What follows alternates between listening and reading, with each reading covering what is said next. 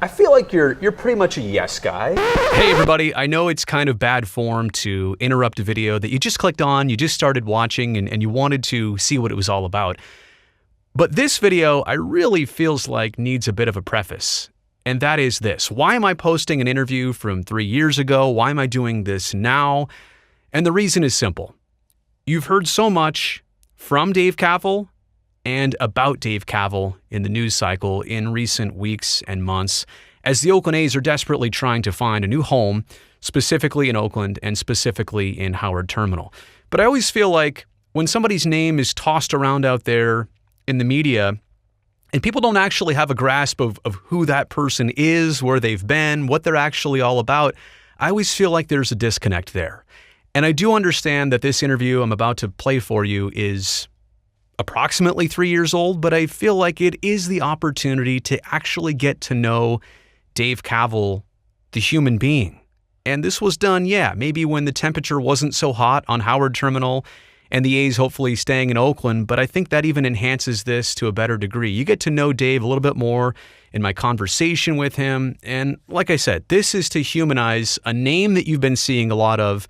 Now I just want you to have the opportunity to learn a little bit more about Dave Kaval, president of the Oakland A's. So that's what this video is all about. Again, I'm pulling it out of the archives. Hopefully it's something you can appreciate here and now. All right, back to the video. I feel like you're pretty much a yes guy. You don't seem to say no to a lot of things. Obviously, you're the team president. You're very important. Can I do a lightning round to start this off? Let's go for it. Let's see how it goes. Can you get me a personalized Kelly Green jersey? Absolutely. Can you get me a batting practice session with the team? We're on it.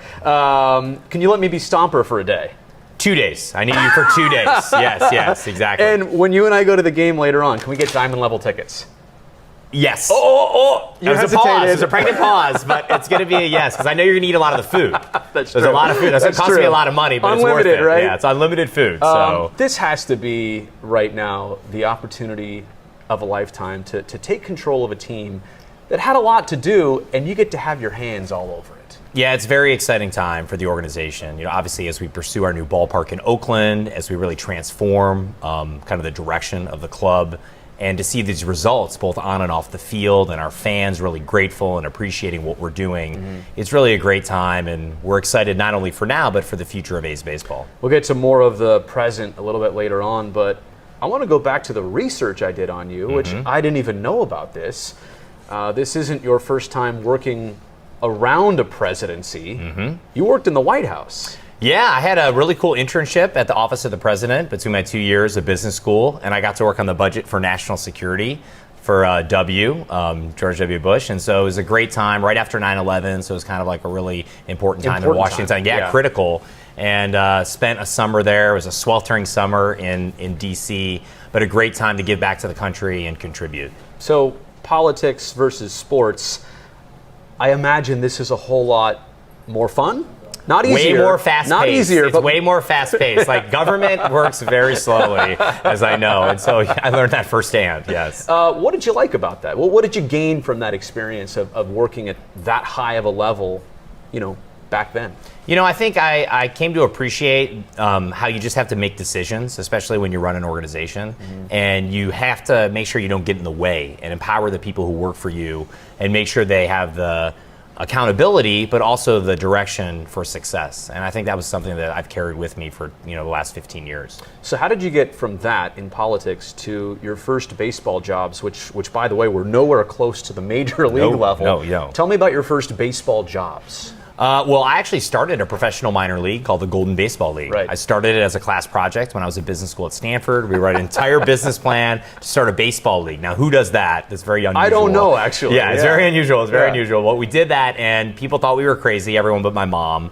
But we actually did it, and we actually started with 8 teams across Western North America, and we had our inaugural season. We opened actually in Surprise Stadium in Arizona. We had Ricky Henderson play for us in the first season. He was our star player, and it ended up being a great place to not only learn baseball, but also see the impact that baseball can have on these small communities. And it's no different than here in Oakland, what I see now, and the connection folks have to their club, a real special thing. I'm sure there were tons of positives in that experience for you. Maybe some mistakes too that you've gained from. What are the things that you learned kind of on your way up with baseball?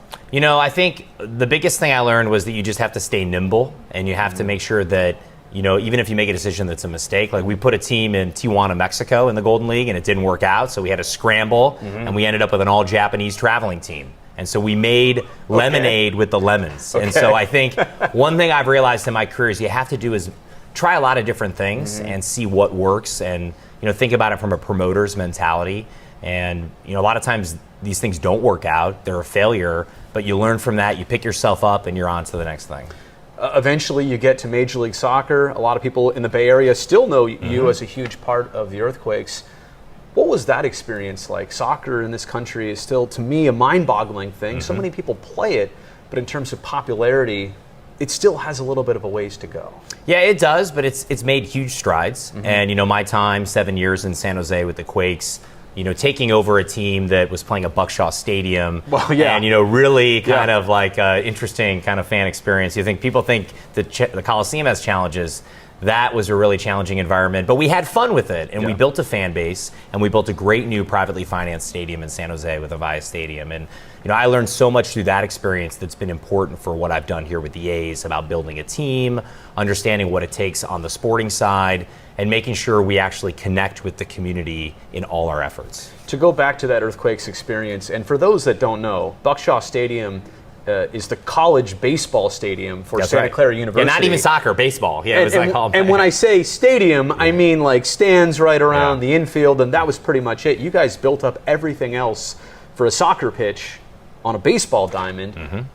When you started that kind of from scratch, and obviously it eventually turns into Avaya Stadium, isn't that a bit overwhelming at first when you say, how am I going to get this to that? I mean, you can't think about it in such a big context. You almost just have to think about it one step at a time. What were the steps then? Well, some of the steps were some of the things people have even seen at the Coliseum, like bringing in the gourmet food trucks and being open to fans. I started my office hours where I speak to people down with the Earthquakes and soliciting their advice and input, celebrating the history of the Earthquakes. They had a great 40-year history in San Jose, one of the first teams in the NASL. The same thing that we've done here, celebrating our 9 world championships, our great players. And so a lot of the same things and the success I saw in San Jose, I've tried to port here to Oakland with its own unique flair, with something that's obviously unique to the community.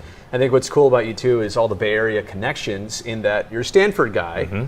Now you have a couple Cal guys on your team. It's true. Shortstop, an outfielder, the manager. That's right. Is there any Cal hatred, or are you? No, I respect the rivalry. Like I'm more, what I would say is I'm very more political. I'm more just like USC. I would say that's kind of where I am. So I think Cal-Stanford rivalry is a good thing. The Axe is a good thing. It's a great kind of friendly thing in the Bay Area. And those rivalries are important for both teams and for the entire community, and all the house divided kind of stuff. So I think that can be a really fun thing. Let's get to this place. The first time I walked in here at the beginning of 2018, it was like, oh my gosh, look what you guys have built. Starting with just the entrance to the new headquarters. It's almost a museum-like atmosphere.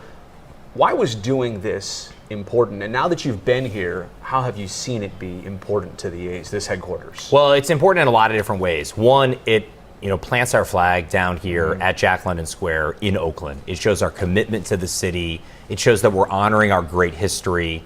It's amazing for our staff and attracting talented people to work here. The Bay Area is a super competitive landscape to find high quality people. This type of environment, almost more of a startup type environment, has been super successful to build that type of team and to have the type of success we've had. And it's really just a fun environment to work in, and people have the natural light, and you have the beautiful views. And when people come through and I give them a tour, and it's the batting cages or the baseball cards, or it's a full weight room back there. Oh, it is. It's got a little bit of everything. And we have our brand pillars, and we're talking about dynamic and innovative and inclusive and what we stand for. People appreciate that. And there are people who've actually broken down crying on a tour and seen these amazing artifacts of our history. So it means a lot, and I think it's a good showcase of what we're going to do in the new ballpark. I don't know if you can tell me numbers or specifics, but every time I hear about the A's as a franchise in the front office, you're hiring more people. How much have you added since you came here? It seems like a lot. It is. It's probably on the order of 50 to 60 additional headcount, people on the business side. We've also, David and Billy have added people on the sporting side, on the baseball side as well. So on both sides of the business, we're investing in our product. We're making sure that we have a great fan experience. We're making sure that we can sell this new ballpark and develop it in a successful way. And we're making sure that we can have the best players on the field as possible. Culture seems so important. I know that this office is a huge part of that. You said a long time ago when everybody was moving in here, and like you just said, you're almost competing against Silicon Valley to bring in the best, most talented people.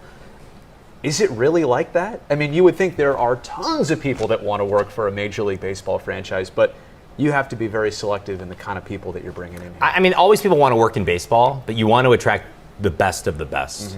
You know, this is a really challenging marketplace. There's a lot of competition. You want people here not only driven, but are at the top of their game. It's like building an elite team on the field. Yeah. And we're doing that here with our front office. And, you know, this environment, the culture of basically hiring people, trusting them, and giving them space to even make mistakes and fail and not get all over them when that happens, but encourage them to try again.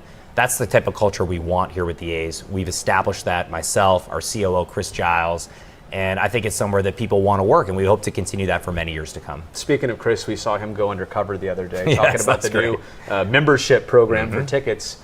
He seems like a good guy to go have beers with. He's a great guy. I've known Chris for years. He's fantastic, and we worked together when he was with the Niners. You guys are very in tandem, right? Yeah, absolutely. And we promoted a lot of huge soccer events at Levi's Stadium that were super successful, and through that process really felt that if we could work together someday and really advance a project together, it'd be awesome, and here we are together. As for the job you do on a daily basis, I have a perception, everybody watching this has a perception. How close do you think our perceptions are to what you're actually doing? Well, there's no typical day. Okay. So it runs the gamut. You know, obviously I'm interacting with a lot of fans. I'm getting a ton of input, whether it's office hours or at the ballpark or just sitting down with a couple casual fans during the game. Or it could be like Monday going to Sacramento and meeting with the governor and assembly members and state senators and working on legislation.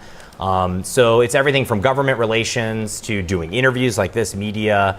It runs the full gamut. So you just have to be kind of a Jack or Jill of all trades. And, you know, I think it's been good. My experience with the Quakes was similar in terms of like wearing a lot of hats. And you have to have a lot of energy and excitement about what you do. And I do. I have a great passion for what we're doing here in Oakland and the success that we're having. Seems like you have a grasp on everything going on here. Are your hands on everything? Do you let your people do it? How do you manage? I'm definitely not a micromanager. You can ask any of my staff. You know, I give people room to really set forth, you know, their plan. But if I feel very strongly about a point of view, like the free game, for instance, I really wanted to do the free game. It was something that people just thought was like, how is that ever going to work? But I felt so strongly I had a vision for it, and it ended up being a huge success. So there are times where I push, as people will tell you, but those are the times I feel that the organization really needs it. I've got a couple more things here, and then I know we're going to the game later, which is going to be awesome. I'll save some good stuff for out there. But as for the slogan, rooted in Oakland, when was the first time you heard that, and what was your initial reaction to that? Did that just hit a home run for you? Absolutely. Troy Smith, who runs our marketing department, Catherine Aker, who does communications, they came to me with the concept that, hey, this could be kind of like our flag and what it would mean for Oakland.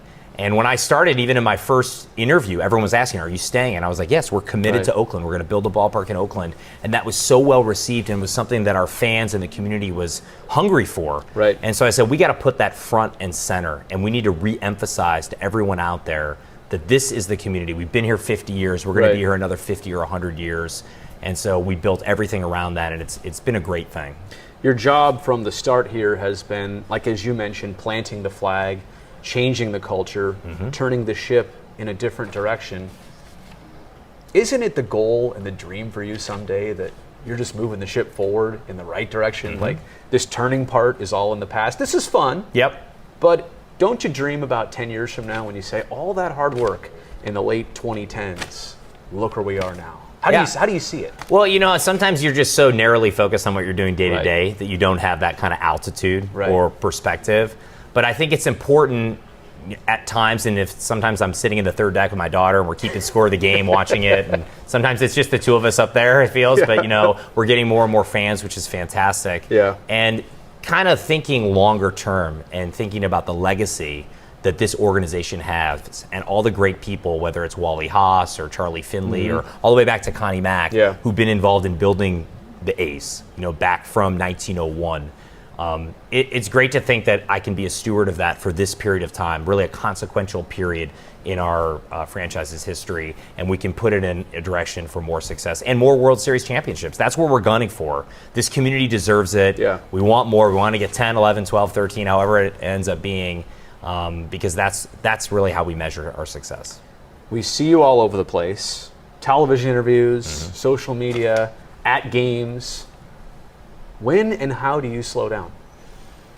Well, I mean, I've always been kind of a high energy guy, so I swim 4 times a week, so maybe I'm not a very fast swimmer, That's so fine. I'm kind of going slow then. I would say that's when I'm the That's slowest. a hobby. Anything else? How about family time? Do you have to really carve that out, because you do? This is a very addictive job. Oh, absolutely, and there's something about the team and the energy around it and everything that it brings, and when you're in a role like this, you have to almost have your family buy into that and make sure that they're a part of it and they come to the games and we have a great experience, and so. That's an important part of it, to make sure that everyone is kind of working together, and that's a lot of fun. As documented in Moneyball, and as witnessed by yours truly, Billy Beane has an issue watching games to this day, needs to go work out. I think David Force, the GM, is a little more low key than that. I think you're right. How do you do watching games, whether on television or in person?